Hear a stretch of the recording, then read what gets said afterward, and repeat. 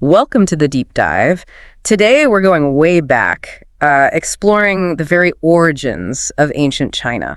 It's a fascinating journey, starting in a realm that feels almost purely mythical before we gradually find firmer historical ground. Exactly. We've got sources ranging from these really vivid legends all the way to, well, the first hints of actual verifiable accounts. Right. So our goal here, our sort of mission for this deep dive, is to trace those foundational stories. Yeah, and see how those early shifts, those transitions, really shaped what became Chinese civilization. Okay, let's dive in. Well, the first thing you notice is that Chinese tradition doesn't kick off with, dry historical facts. No, not at all. It's rooted in this incredibly rich mythology. And these aren't just bedtime stories, they're fundamental.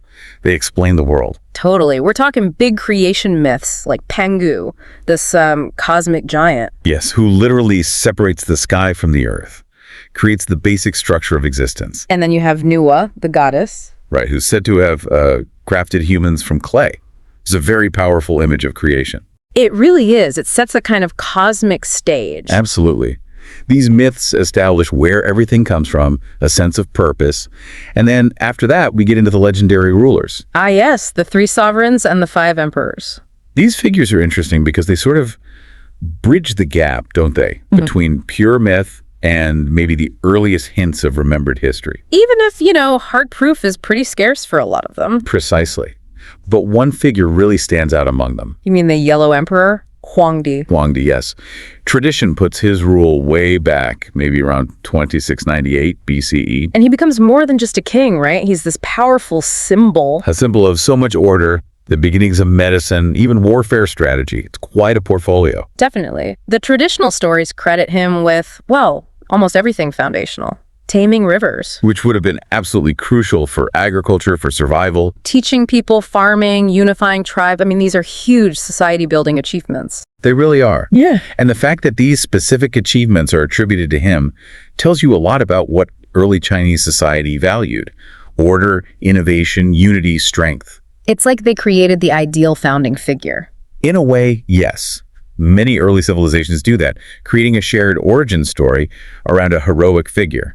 It helps build identity. Okay, but then there's the historian's challenge. When we look for actual archaeological proof that Huangdi existed as a specific person doing all these specific things, it gets murky, doesn't it? It does. That's a really important point.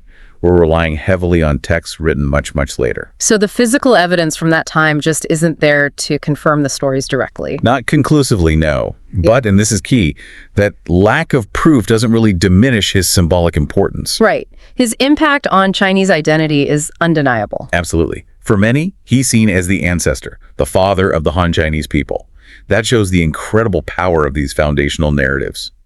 Okay, so moving from Huangdi and these legendary figures, we get to what's traditionally called the First Dynasty. The Xia dynasty. Right. And this is where things get, let's say, even more debated among historians. Definitely.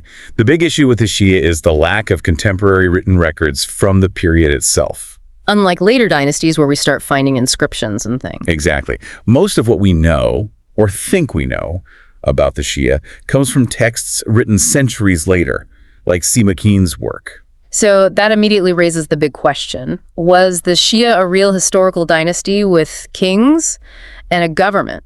Or was it more of perhaps a legendary construct, a way to kind of smooth the transition in the historical narrative from those godlike emperors to actual dynasties? A bridge between myth and statehood. That's the core of the debate. It could have been a real early state whose records just haven't been found or didn't survive. Maybe they used perishable materials for writing. Or perhaps it was something later dynasties emphasized to, give themselves a longer, more legitimate history. That's also a possibility. Establishing that ancient lineage back to revered figures like Yu the Great. Yu the Great.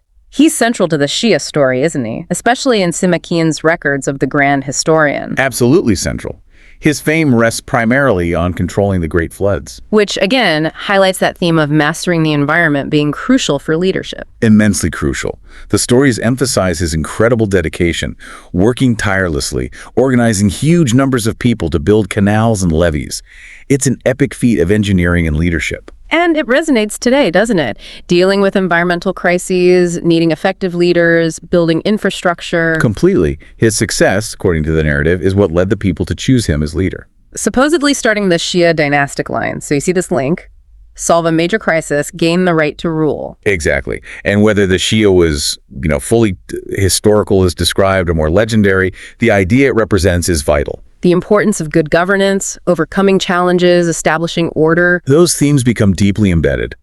The debate itself shows how our understanding shifts as we get closer to periods with more solid evidence. Okay, so after the Shia, whether real or legendary, we definitely enter firmer historical territory with the Shang dynasty, around 1600 BCE. Yes, the Shang marks a really significant shift, because now we have direct, contemporary proof. You're talking about the oracle bones. The oracle bones, exactly. These inscribed turtle shells and ox shoulder blades used for divination. They'd heat them and read the cracks, right?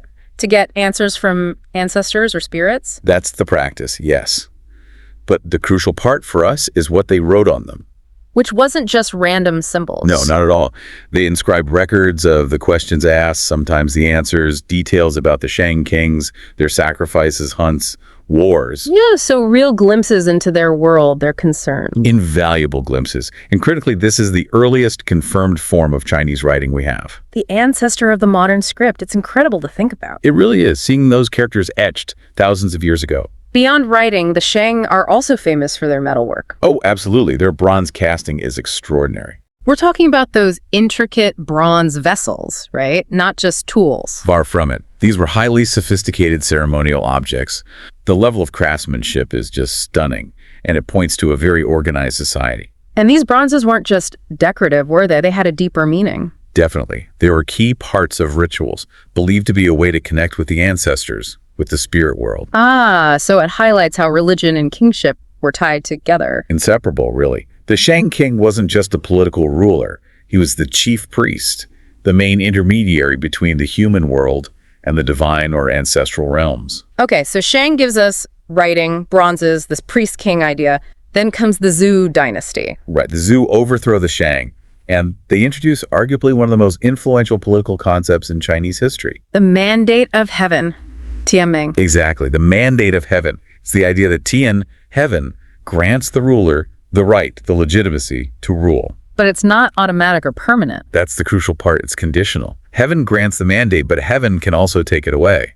How would that happen? How would you know the mandate was lost? Well, the theory was if a ruler became tyrannical, corrupt, neglected rituals, or failed to keep order and harmony. If things started going wrong in the kingdom, floods, famines, unrest. Precisely.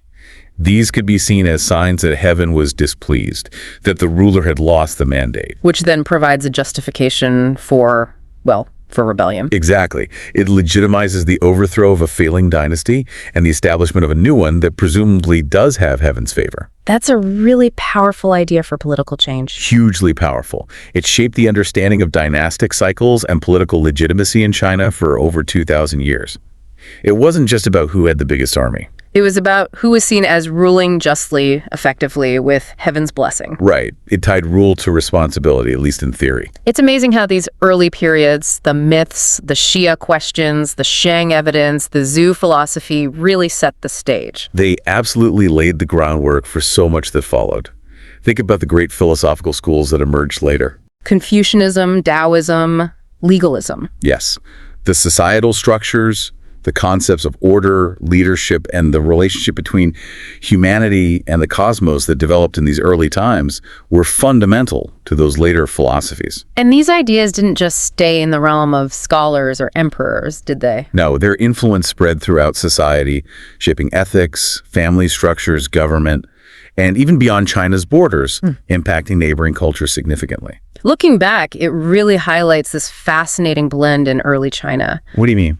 Well, this mix of myth-making, imagination, storytelling. Right, the Pangu and Nua stories. Combined with this developing discipline, this attention to order, record-keeping like the oracle bones, sophisticated craft like the bronzes, and political theory like the mandate. That's a great way to put it. It's not just one or the other. It's the interplay between the imaginative and the pragmatic, the mythical and the increasingly historical. It makes you think about how any civilization really finds its footing. It does. And maybe it suggests that understanding where you came from, those foundational stories and structures, is pretty vital for figuring out where you're going. Respecting the past shapes the future. Well, this has been absolutely fascinating. We've covered so much ground from cosmic creation myths to the very practical politics of the mandate of heaven. Thank you for walking us through that. It was my pleasure.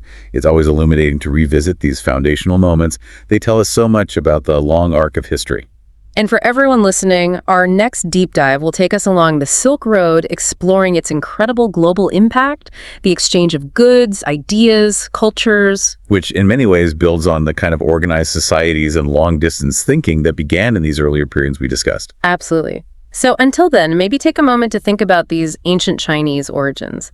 How do those myths, those ideas about leadership like you the great or the mandate of heaven, how do they echo or maybe contrast with our own modern ideas about power, legitimacy, and where leadership comes from? That's a great question to ponder. How much do these ancient patterns still shape us today?